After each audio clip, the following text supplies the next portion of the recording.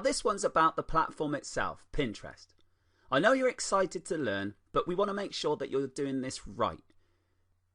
Not all social networks are the same, so how does Pinterest work? How is it different from other ones such as Facebook? By understanding what people are on Pinterest for, what they are looking for and how they communicate, you can do this in the best possible way to make sure that you resonate with them. It's like walking into a business meeting and then kicking back and chatting like you were with your friends at the pub. This probably wouldn't go down very well, right? Well, you need to know how to treat people differently depending on where they are. It's the same when it comes to social networks. So let's assume you know nothing about Pinterest, even if you do, so that we can take all those mind roadblocks out the way and actually learn from the start. Now, Pinterest is all about the eye candy. It's all about the images. People come to Pinterest to see pretty things. They don't come here for pages and pages of text. Obviously, even though they come here for images, when they click through onto your subject, there's a good chance you want to tell them more about it. So you've got an article or a body of text that you want them to see. But because they've come onto Pinterest, they like to see pretty things. So make sure that your article or whatever it leads to is also full of eye candy.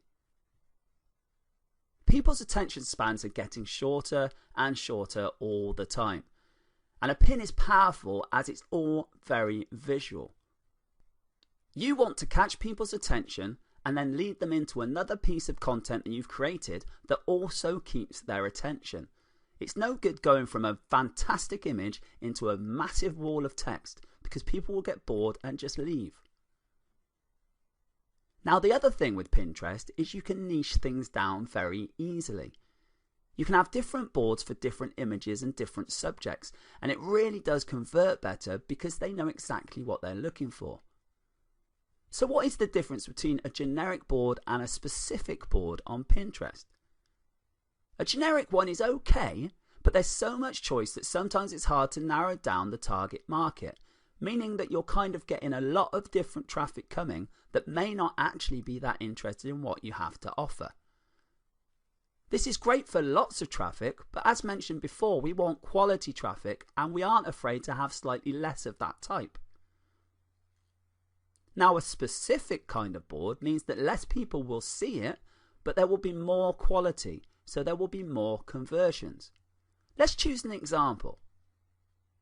Let's say, for instance, that you had a sugar-free cupcake and you had a board about sugar-free foods. Now you know you're going to attract a certain type of client, a certain type of crowd that are looking for things that are sugar-free.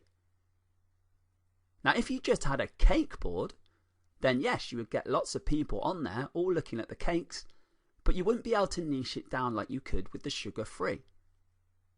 Now if you were then selling sugar-free recipes, you know you've got the right target market, but on the generic cake board, you don't really know what they're into.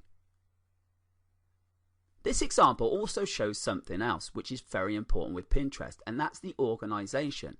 It's the main difference between things like Pinterest and other social networks. They can just look at what they're interested in very easily.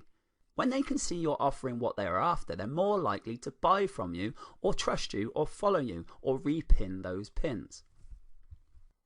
Pinterest is different in this way. For example, Facebook is for friends and it's hard to organize things. It gets lost in the feed. You put things up there and next time they're gone. You can't really keep them in any particular order. So Facebook has its place, but Pinterest really is great for organizing and following through, which is why it's great for marketing.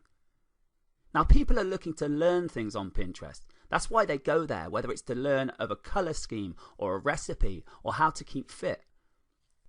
This means they're much more likely to click through and buy things based on what they're trying to learn. Now, if you do this right and you set this up correctly, then you can make a lot of sales through Pinterest. And we'll go into exactly how to do that in the next few videos. Thank you for watching. Please like and share this video and subscribe to my YouTube channel.